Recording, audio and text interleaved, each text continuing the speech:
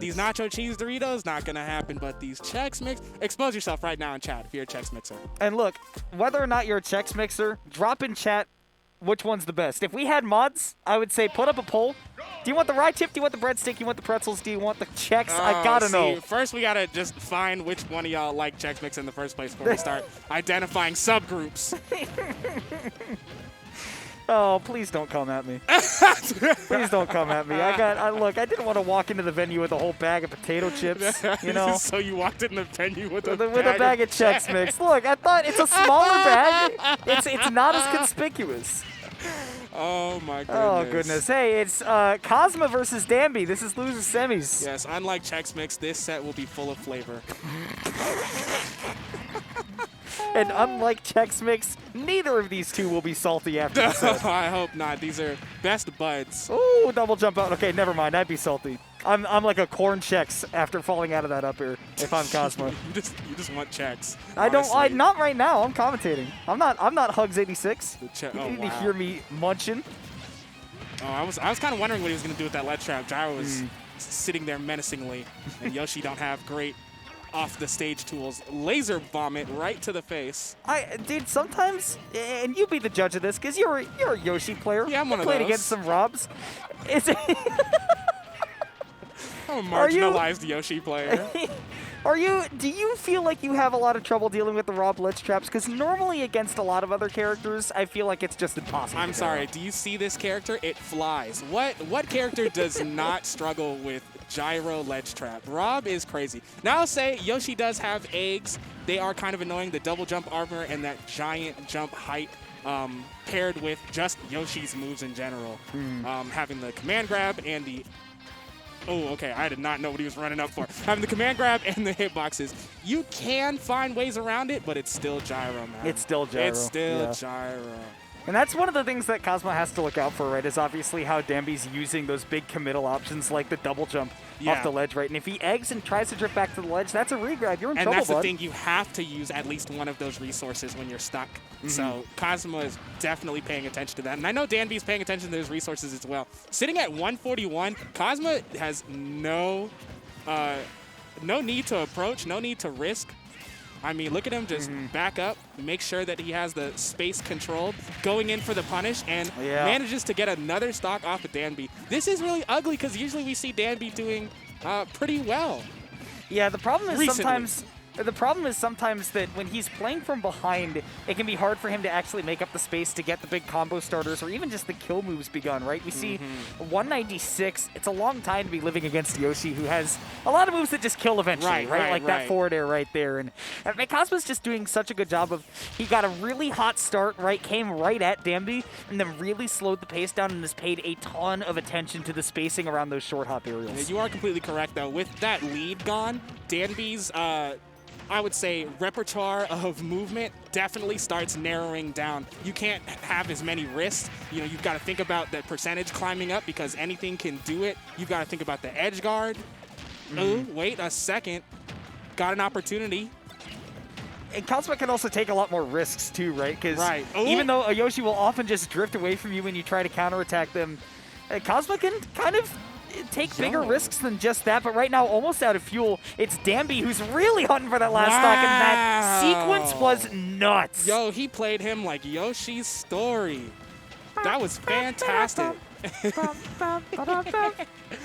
man, I want to go play right now, bro. Such a good game, dude. Now, Danbi, although at 121, it's still possible. He's not worried about that quite yet. The double jump armor can get through the wacky waving inflatable arms. Wow, and I can't believe that he was actually able to mash the tilt after that, too, because normally we've seen that after that double jump armor comes through, Kazma looks for another grab to set up for the down throw. Danbi not out of it yet, though, at 160. Stray hits just aren't quite going to do it yet, and he's got the potential, if he can get this ledge trap, to actually get this game off of Kazma despite the early lead. Now we've got to think about Rob up throw being a possibility to kill as well, but not this stock. Down smash is what's going to do it, even to the other side. Kazma taking game one. Danbi, I mean, had something going. The last edge guard was a fit of brilliance, But, I mean, how do you get that from the beginning, right? How do you start that from the jump? Yeah, you can't really play from behind. I mean, Yoshi just doesn't have ways to rob people as easily as a lot of other characters in this game does. A dishonest character, but has to get it honestly, I feel. He robs people of their advantage. He robs them, but in broad daylight. Yeah. Yeah, it's you think that you're going to the store to go and buy your groceries, and then suddenly there's a little dinosaur with a little knife that says, which is Yoshi for give me your money. Oh my god, give me your stock! Which is Yoshi for I like them shoes, G. Rob doesn't even have feet. What's he doing with those shoes? You're right. Nice watch. Your internal computing time clock that I set on my Windows PC. I love a digital man. Yeah. Oh. Dude, ledge traps galore from both of these guys, but Kazma, the fact that he was able to lock down Yoshi off stage from a distance is so crazy. Right, just the strength of Rob and even the awareness of Kazma. Yeah, that definitely indicates really good reads on Danbi's movement. Oh, okay. Caught him with a headshot. Put the dome to the dome. Smack the hands, too. He said, why are you reaching? He said, this is what it's all about.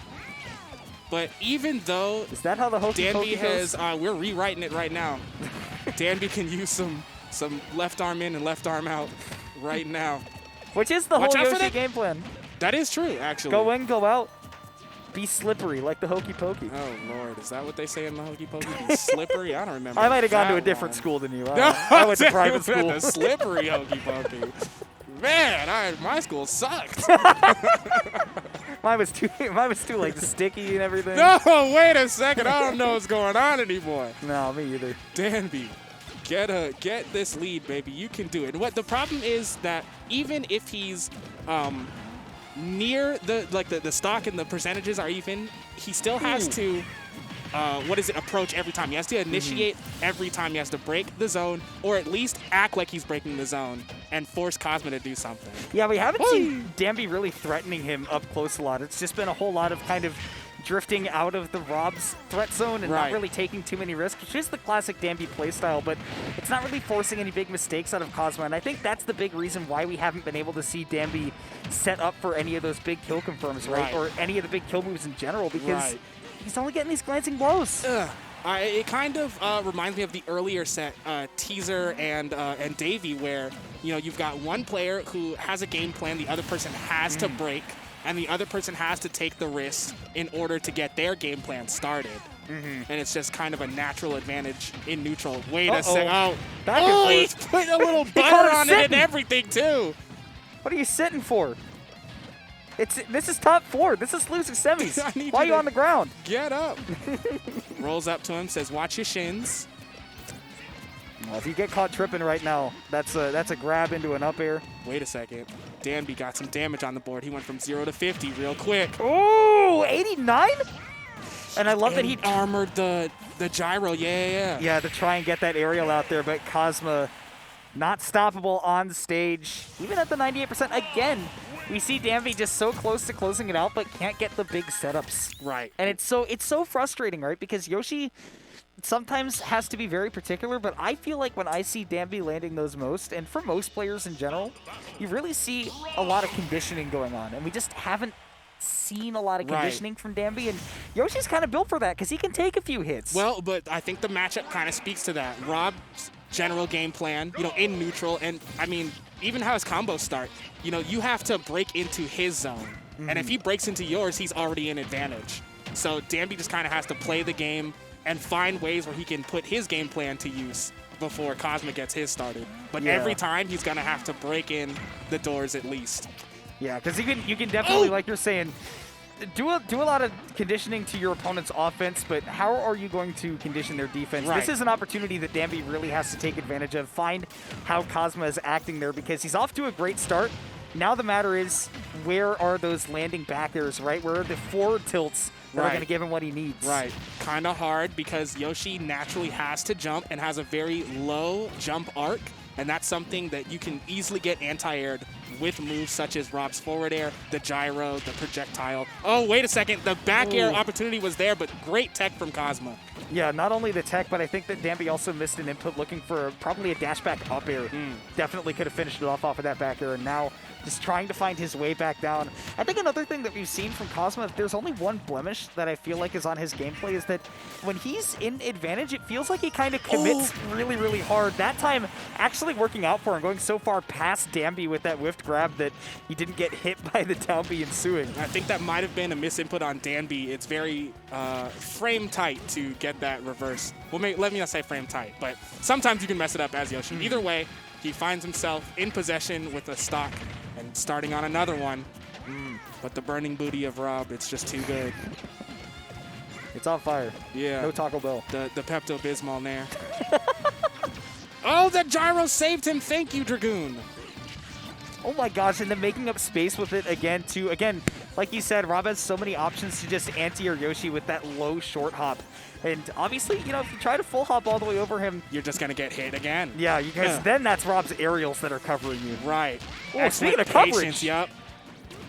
Yeah, this is the big thing that I think has happened where both of these guys have lost their advantages a lot. I was talking about it with Kazma, but with Danbi too, is that just get a little bit greedy to try to finish these juggles with something spectacular where if you stick a little bit closer to the ground, you know, Yoshi's obviously very hard to punish on landing, and maybe I can see the idea with Rob. Oh, that was a yellow Rello stock. I'll order that from IHOP any day. Because he's hopping. The Grand Slam combo, 1 egg and a... I hate to break your heart. I'm pretty sure that's Denny's. Wait, oh, darn it. You're right. They do Grand Slam. IHOP's got the infinite pancakes. I don't want anything from I don't Denny's. see Danbi playing Pikachu right now. No, you're right. You're right. So okay. I don't see the pancakes. You know what? Fine. I'll order it from Denny's one time just because it's what we're passing. There's no IHOP next to us. Even though I would prefer IHOP every day of the week. Mom, we have Denny's at home. Going up there for the chase. 1 egg, but it's not going to reach its destination. Oh, did he get baited? Bonk. Yeah, that's it. Thank you, Undertaker. 1 tombstone, please. WrestleMania came early this year. Kazma trying to get a 30 and a handshake with Danbi. He's got a little bit of a percent lead. He just has to make sure that he gets the hits first. Dare I say that Danbi's stone cold right now? Because he's hard to break when he's got the lead. This is what we were talking about the whole time, that he just hadn't been able to build up a very solid lead to play with, and now the shoe's on the other foot, right? Kazma now has to find that way in, and like you were saying, when the reverse happens, it's tough for Danbi, but this is his time to really figure out where the chinks are. Damage I'm so sorry for interrupting you, but look how much damage he's taken just for trying to get to the middle of the stage. He even lost the stock for it. The whole entire time, he was just getting peppered by projectiles until finally he was propulsed into the cosmos. Danbi going down. Losers? Wait, no, that was losers. Goodbye, Danbi. Thank you so much for being in our bracket. But GG, shake my hand. Vamos.